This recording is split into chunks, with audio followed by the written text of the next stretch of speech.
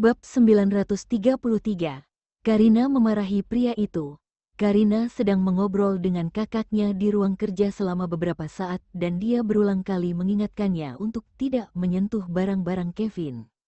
Mereka akhirnya keluar dari ruang kerja setelah membuat kesepakatan. Sementara itu Kevin dan Collie sudah tidak ada di ruang tamu. Gushen berlari ke pintu ruang tamu secepat mungkin dan mengunci pintu. "Kak, kamu ngapain sih?" Karina bertanya dengan sedikit bingung. Gushen berkata, "Dia lagi keluar kan? Aku sudah kunci pintu. Jadi kalau dia mau masuk harus mohon padaku." Karina menatap kakaknya yang sangat bodoh, lalu berkata dengan ringan, "Dia tidak keluar tuh." Tapi kembali ke kamarnya, pria itu bisa dibilang sangat kutu buku. Dia teringat saat tahun lalu ketika Kevin tinggal di sini. Dia hampir tidak pernah keluar.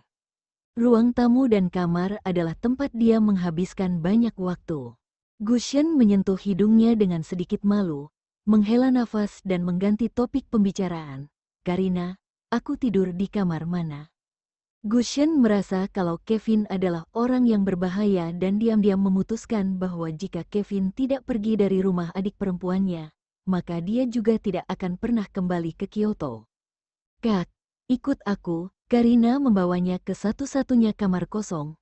"Kamar ini awalnya ruang gantiku, tapi kamu bisa tidur di sini dan panggil seseorang untuk kirim tempat tidur." Jadi pada akhirnya Gushen tinggal di rumah Karina. Keesokan pagi, Karina terbangun oleh suara dering telepon. Dia menyipitkan mata dan mengambil ponselnya, melihat ide penelepon yang ternyata tidak dikenal tapi berasal dari kota Leicester. Setelah ragu selama beberapa detik, akhirnya dia menjawabnya. "Halo? Siapa ya?" "Aku." Suara dingin Kevin terdengar di telepon. "Kamu harus bangun." "Siapa?" "Sebutkan namamu." Karina yang belum sepenuhnya sadar bertanya dengan kesal sambil menggaruk kepalanya. Pria itu berkata, "Aku Kevin." "Oh, ada apa?" Karina bertanya dengan tenang. "Aku bangunin kamu," jawab Kevin. "Hah?" Karina. Dia melihat jam dan ternyata ini baru jam 7 pagi. "Hah? Apa katamu? Halo? Kamu bisa dengar aku?" "Aduh, kenapa sinyalnya tiba-tiba jadi jelek?"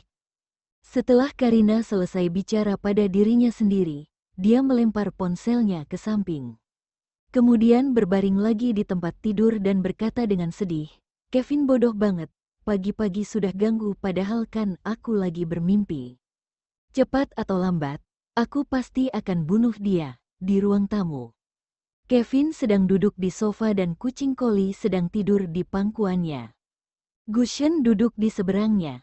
Karena Kevin tiba-tiba menyalakan speakerphone sehingga dia bisa mendengar apa yang dikatakan adiknya. "Aduh, kenapa sinyalnya tiba-tiba jadi jelek?"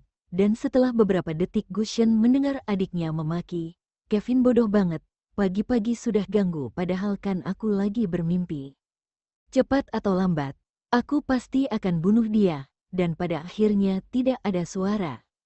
"Heh," Kevin mencibir pada Gushen dan berkata dengan dingin, "Aku kasih kamu kesempatan untuk menyelamatkan adik perempuanmu. Cepat pergi dan bangunkan dia, lalu suruh dia buat sarapan." "Oh ya, aku akan pergi sekarang." Gushen ingin menolaknya, tapi begitu dia langsung takut begitu melihat tatapan dingin Kevin. Dia bangkit dan segera pergi untuk mengetuk pintu kamar Karina dengan keras seperti ingin mendobraknya. Karina yang baru saja akan tidur lagi, meninju selimut beberapa kali dengan kesal saat mendengar suara pintu seperti akan didobrak, lalu bangkit dari tempat tidur dan berjalan untuk membuka pintu. "Kenapa?" tanyanya sedih. Gushen bertanya sambil berbisik, "Karina, barusan kamu abis memaki iblis itu ya?" "Aku memaki siapa?" Untuk sesaat Karina belum mengerti. "Kevin," kata Gushen. Karina tertegun sejenak dan ingat kalau barusan dia memaki pria itu dan kedap suara di kamarnya sangat bagus. Jadi tidak mungkin Kevin menempelkan telinganya di depan pintu dan mendengarkannya, kan? Dia pura-pura bingung dan berkata, "Tidak tuh, emang kapan aku memakinya?" "Aku dengar semuanya. Kamu memaki." "Kevin bodoh banget, pagi-pagi sudah ganggu yang lagi bermimpi." Cepat atau lambat kamu akan bunuh dia. Gusion mengulangi apa yang dia katakan. Kali ini Karina benar-benar bingung dan kaget. Membuatnya langsung berjongkok karena lemas. Dengan suara gemetar dia bertanya sambil berbisik, "Kak, kok kamu tahu?" Dia teringat kalau barusan Kevin meneleponnya dan kakaknya tahu tentang itu, pria itu. Karina bergidik dan sama sekali tidak berani membayangkan. "Aku tidak tahu sebelumnya kamu bilang apa." Lalu Kevin menyalakan speakerphone dan aku dengar kamu bilang tiba-tiba sinyal buruk dan aku dengar kamu memakinya. Kata Gusion, seingatku, aku sudah mengakhiri panggilan sebelum aku memakinya deh. Karina menangis dan berlari ke tempat tidur, meraih ponsel yang dia lempar dan melihatnya. Kenapa aku belum mengakhiri panggilannya? Kata Karina. Dengan panik dia menekan tombol akhiri panggilan. Sepertinya karena aku baru bangun dan belum terlalu sadar, jadi lupa untuk mengakhiri panggilan. Kata Karina dengan wajah sedih. Dia bahkan memaki pria itu. Gusion yang berkeringat bertanya, "Kamu yakin karena belum terlalu sadar?" Kak, apakah dia sangat marah sampai mau membunuhku? Terus kamu datang untuk menyelamatkanku? Tanya Karina. Ya, iblis itu bilang mau kasih aku kesempatan untuk menyelamatkanmu, yaitu suruh aku bangunin kamu dan suruh kamu buat sarapan, kata Gusion ragu-ragu sambil mengangguk. Tanganku masih sakit. Karina mengulurkan tangan ke arahnya dan berkata dengan sedih juga kecewa. Kenapa dia tidak punya belas kasihan sama sekali sih? Bahkan dia tega suruh aku buat sarapan untuknya. Dia tidak punya perasaan, kejam, jahat, nyebelin seperti iblis. Kamu kan bisa pakai sarung tangan supaya tidak terkena air. Kata Gusion. Kakak, teriak Karina. Oke, aku akan buat sarapan untukmu. Kamu mau makan apa? Gusion segera menyerah dan berkata pada adik perempuannya yang manja. Sepertinya tidak ada mie basah di rumah, jadi ayo makan mie kering dan kasih sayuran, kata Karina. Dia dulunya adalah seorang yang pemilih makanan saat masih kecil dan karena ini dia minta kakaknya untuk berlatih memasak.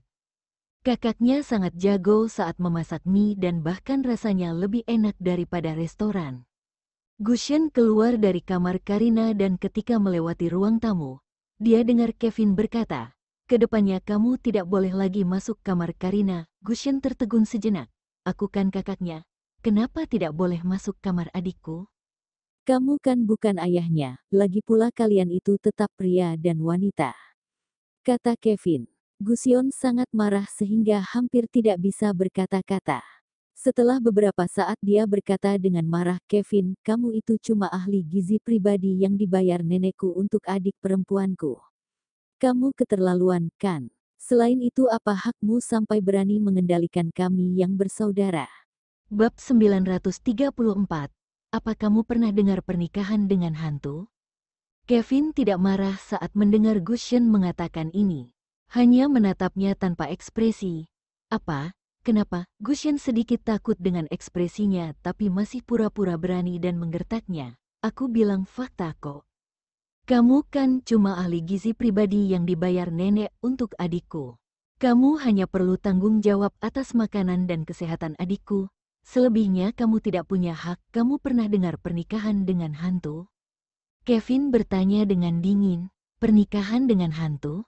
Entah kenapa Gusion jadi menoleh untuk melihat langit di luar, yang mendung dan hujan sehingga membuatnya sangat ketakutan dan merinding.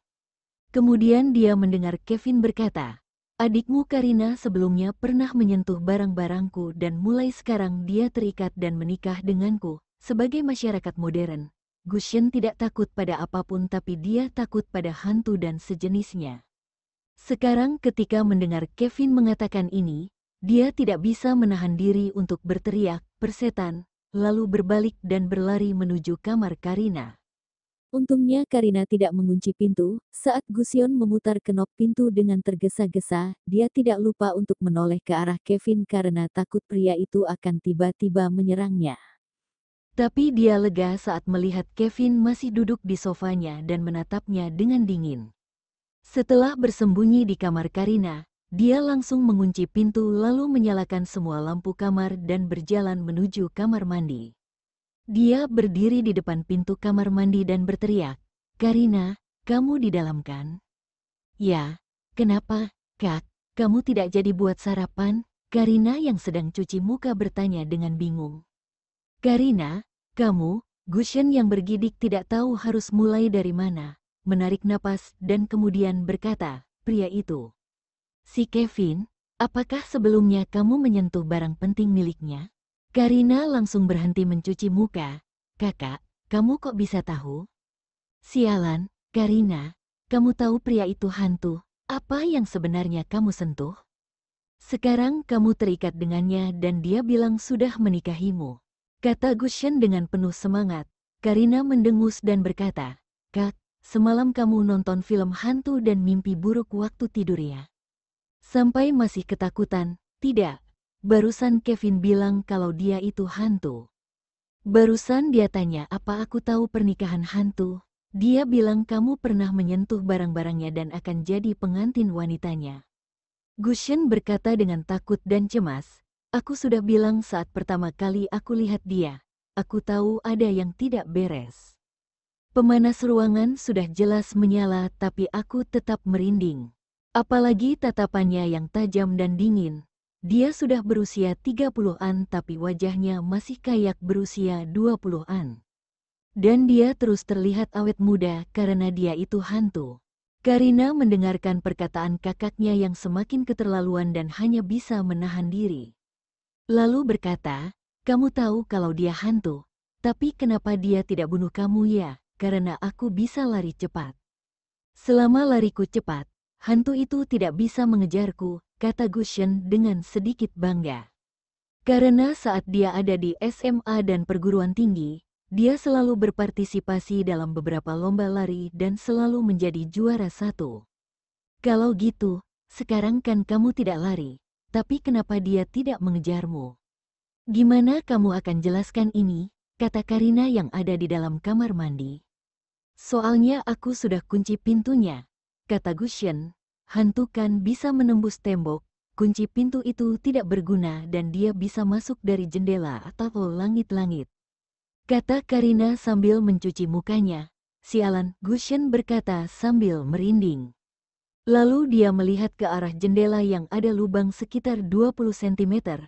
Setelah itu dia berlari dan kebetulan melihat tas belanja supermarket yang melayang di luar jendela itu.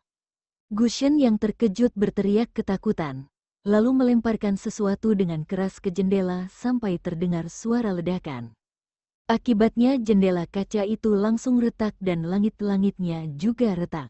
Ketika mendengar suara yang keras itu, Karina bergegas keluar dari kamar mandi dan melihat bahwa Gushen sedang sibuk menarik tirai.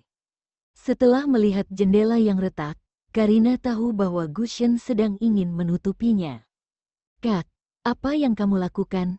Karina menggosok pelipisnya yang sedikit sakit, menahan keinginan yang kuat untuk meneriakinya. Karina, kenapa tidak kembali ke Kyoto? Gusyeon berbalik dan berkata padanya dengan gemetar, "Kyoto itu wilayah kita dan kita punya banyak koneksi. "Aku akan minta seorang ahli untuk bantu membatalkan pernikahanmu dengan Kevin." "Gushen, sudah cukup." Karina akhirnya tidak bisa menahan diri dan berteriak marah. Gushen sangat sedih dan bahkan ingin menangis. "Hei, dia kan melakukan ini demi adiknya tapi kenapa dia tidak menyadarinya? Tidak, dia harus menelepon saudara-saudaranya nanti dan minta mereka untuk datang ke kota Leicester." Karina mengambil satu set pakaian dari lemari dan pergi ke kamar mandi untuk berganti pakaian. Setelah berganti pakaian dan keluar dari kamar mandi, dia melihat Gushen berdiri di depan kamar mandi. Dia terlihat lemah, menyedihkan dan tidak berdaya. "Sana pergi buat sarapan," katanya. "Karina, aku kan kakakmu. Kamu tidak boleh membiarkan Kevin menyakitiku nanti, oke?" kata Gushen. Rasanya Karina ingin memukulnya. "Ya, aku mengerti," katanya sambil menggertakkan gigi. Dia hampir saja ingin menyeret Gushen keluar dari kamarnya. Saat mendengar langkah kaki, Kevin menatap ke arah Gushen dan berbicara dengan sedikit tegas juga dingin. Bukannya aku sudah bilang kamu tidak boleh masuk kamarnya? Gushen sudah menganggapnya sebagai hantu laki-laki. Mau tidak mau tubuhnya sedikit gemetar ketika mendengar ini dan tidak berani bicara. Tuan Kevin, kenapa kamu bikin kakakku takut? Tanya Karina. Aku tidak menakutinya kok, Kevin dengan tegas menyangkal. Karian menoleh ke Gushen yang bersembunyi di belakangnya. Kak, katakan padaku, barusan dia menakutimu kayak gimana? Dia, dengan ragu Gushen melirik Kevin, menelah ludahnya dan berkata dengan jujur. Dia bilang ke depannya aku tidak boleh masuk kamarmu. Jadi aku marah dan bilang emang hak dia apa sampai mengendalikan kita. Terus dia tanya apa aku pernah dengar tentang pernikahan dengan hantu? Kevin juga bilang kalau kamu pernah menyentuh barang-barangnya dan akan jadi pengantin wanitanya di masa depan. Tuh, aku menakuti apanya? Kevin bertanya balik pada Karina. Pertanyaan Kevin itu berarti, barang itu seperti sangat penting dan Karina sudah pernah menyentuhnya. Kebetulan Kevin juga berpikir dia sangat lucu dan menganggapnya sebagai pengantin wanitanya. Semua orang di keluarga River tahu kalau Gushen takut pada hantu. Oleh karena itu Kevin sengaja menyebutkan soal pernikahan dengan hantu supaya membuat Gushen salah paham padanya.